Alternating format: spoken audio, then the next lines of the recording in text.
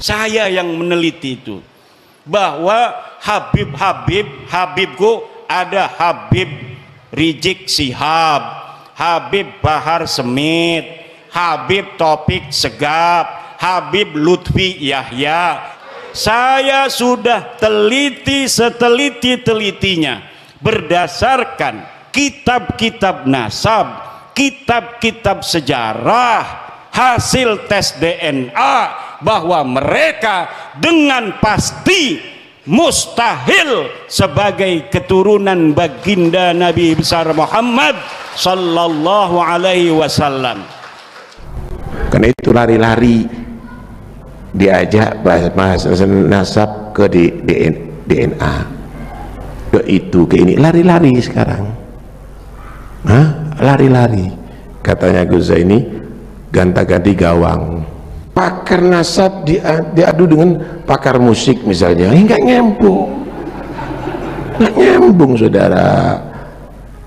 Yang bicara masalah penyakit jantung, ya jangan tukang.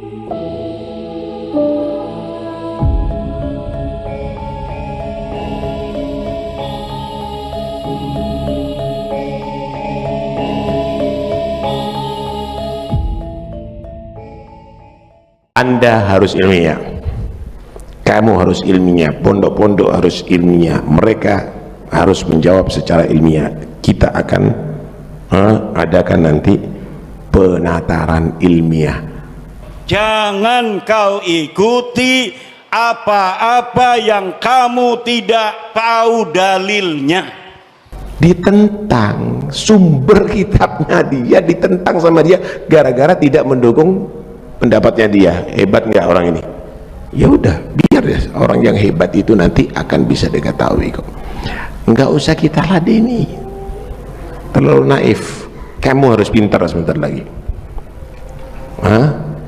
Sebentar lagi harus pintar dan harus mempelajari itu semuanya.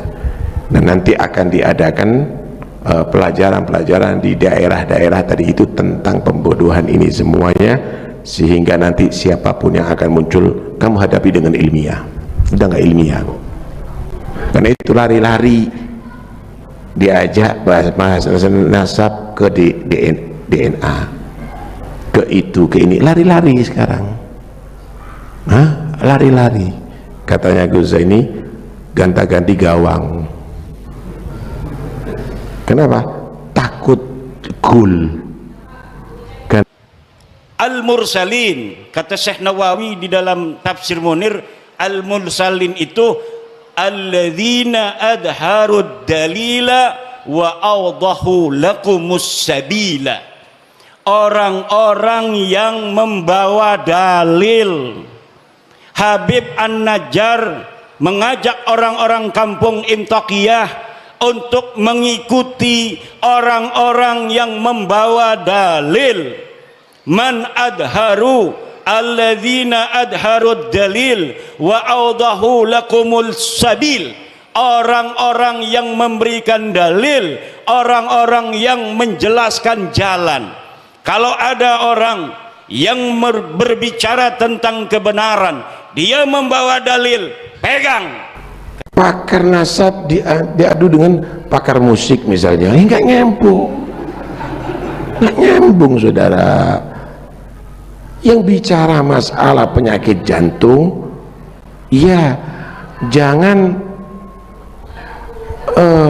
tukang jahit. Yang bicara otak, jangan nanti misalnya tukang musik. Nggak nyambung. Itu yang terjadi sekarang. Itu yang terjadi. Ya mau diapain? Saya yang meneliti itu, bahwa Habibku ada Habib Rizik Syihab, Habib Bahar Smith, Habib Taufik Segaf, Habib Lutfi Yahya. Itu semua namanya keluarga Baklawi. Keluarga siapa? Saya sudah teliti seteliti-telitinya berdasarkan kitab-kitab nasab, kitab-kitab sejarah, hasil tes DNA, bahwa mereka dengan pasti mustahil sebagai keturunan baginda Nabi besar Muhammad sallallahu alaihi wasallam. Tidak terima, silahkan undang saya untuk berdebat. Kalau tidak terima, mana ente punya dalil? Kalau tidak terima, mana hasil tes DNA ente? Saya sudah tahu hasil tes DNA dari Habib-Habib ini, 180 orang di Yaman sudah tes DNA dan hasilnya haplogrupnya G. Sedangkan keturunan Nabi Muhammad semuanya di Arab Saudi, di Yordan, di Maroko, haplogrupnya J1. Kalau ada orang yang mengaku keturunan baginda Nabi besar Muhammad hari ini dari jalur laki-laki semua sampai baginda Nabi sampai Sayyidina Husain, maka haplogrupnya harus J1. Sedangkan keluarga Habib Rizik, keluarga Habib Bahar, keluarga Habib Taufik Segaf, keluarga Habib Lutfi bin Yahya, semuanya sudah tes DNA dan bukan keturunan baginda Nabi besar Muhammad sallallahu alaihi wasallam. Saya tanya sekarang, Habib itu keturunan Nabi apa bukan? Keturunan Nabi apa bukan? Habib Rizik turunan Nabi bukan? Habib Bahar turunan Nabi bukan? Habib Lutfi bin Yahya turunan Nabi apa bukan? Habib Taufik Segaf turunan Nabi apa bukan? Orang Purbalingga sudah bersaksi bahwa mereka bukan keturunan baginda Nabi besar Muhammad. Medsos kok semuanya bisa berbicara, tapi Anda harus ilmiah, kamu harus ilmiah, pondok-pondok harus ilmiah, mereka harus menjawab secara ilmiah. Kita akan adakan nanti penataran ilmiah di dalam membahas pembodohan dan kebodohan ini semuanya. Udah tetap aja dalam jalur salaf yang ada ini semuanya. Udahlah, ente ini sudah dikawal dengan ulama-ulama besar kok. Ada apa kok mau tertarik dengan celotehan-celotehan murahan itu? Nggak perlu. Kita bahas tadi indah semuanya. Ini gara-gara ada urusan gini lagi, ruwet lagi nih. Ini semuanya nggak ada nilai semuanya. Ini bukan ilmiah. Nggak usah dipermasalahkan, nggak usah dibingkun. Ojo didelok, ojo dirungokno. Paham ya? Ojo didelok, ojo dirungokno. Wis, mari. Selesai. Paham ya? Selesai. Cukup ya, mudah-mudahan manfaat semuanya. Barakah Fatihah untuk kesembuhan Syarifah Zahra binti Ahmad bin Umar bin Syahab Bapak Soekarno. Wasair mardana anna Allah yudhib anhum al-asqama alam yumun alaihim ala jami' as-sihha wal-afiyah tamah al-zahira al-batinah hissiyah wal-ma'nawiyah wa ala hadin yakul shifaan ajil ma'al lutuf syamil shifaan la yughadu sagaman wala alaman wa ala hadin yakul salihah wa ilah nabi al-Fatihah.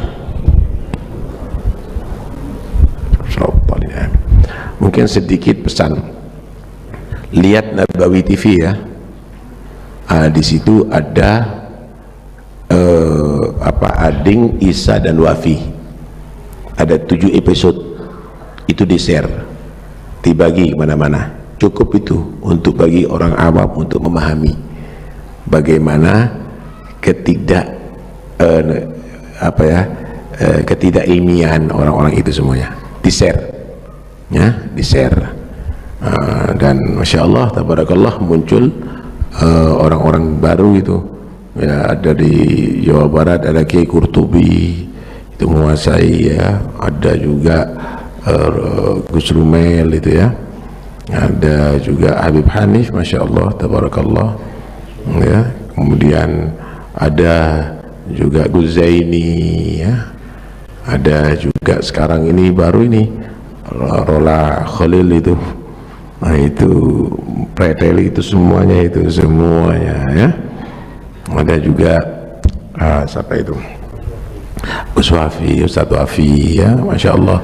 Ada juga sebenarnya yang sudah senior yang seperti Ustadz Idrus Romli itu, juga menguasai ya. Banyak kok yang menguasai ini. Sekarang muncul-muncul bentar lagi nih. Muncul-muncul, dan itu ilmiah, nggak bulat, nggak melarikan diri, ya, nggak hang, gul sama tangan nanti, ya, nggak hang, ada aturannya, ikut sesuai dengan aturan, ya, ikut sesuai dengan aturan. Mudah-mudahan insya Allah akan selesai. Boleh sedikit saya ceritakan. Dulu itu Sayyidina Ali dilaknat di setiap mimbar. Akhirnya di zamannya Sayyidina Umar, 80 tahun itu, di zamannya Sayyidina Umar bin Abdul Aziz, bukan saya dia Sayyidina Abdul Aziz, berusaha untuk menghilangkan pelaknatan kepada Sayyidina Ali. Itu di mimbar di setiap khutbah Jum'ah loh itu. Antum bisa bayangkan ahli bait saat itu. Akhirnya Sayyidina Umar bin Abdul Aziz memanggil satu orang Nasrani. Udah, kamu tak gaji, kamu nanti di tengah-tengah khutbah bangun minta anak saya perempuan dikawin sama anak kamu lagi. Pasti aku jawab, kamu muslim? Kamu jawab Nasrani. Nggak bisa, saya kawinkan anak saya muslimah dikawin dengan Nasrani. Kenapa? Karena kami meyakini orang muslim itu dapat rahmat Allah masuk surga, orang yang non muslim itu dapat laknat Allah masuk neraka. Loh, kenapa Nabi kamu putrinya Fatimah dikawinkan dengan orang yang kamu laknat kalau begitu? Sampai di situ. Betul dilakukan itu, Pak.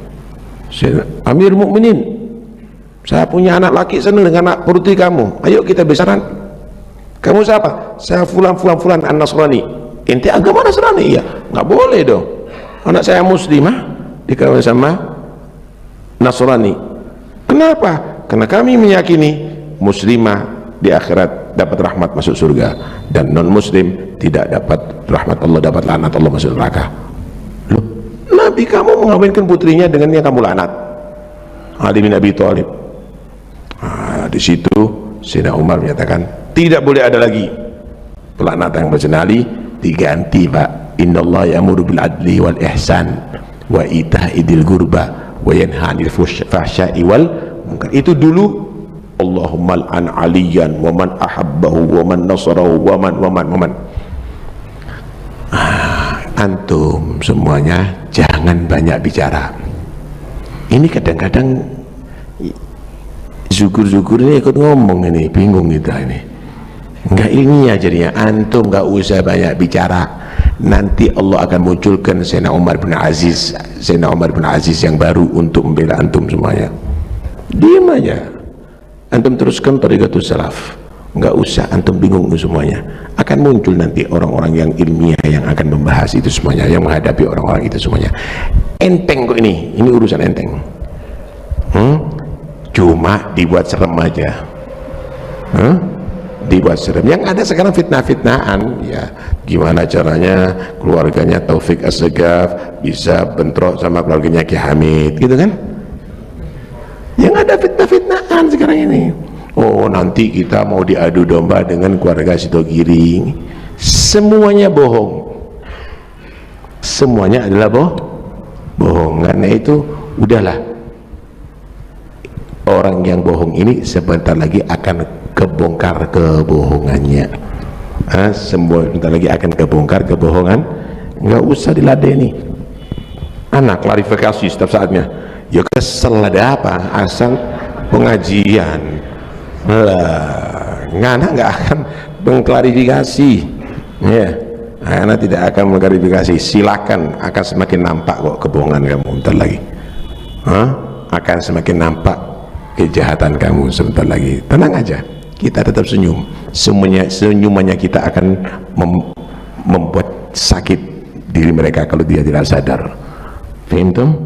Ya, khalas, tidak usah bingung.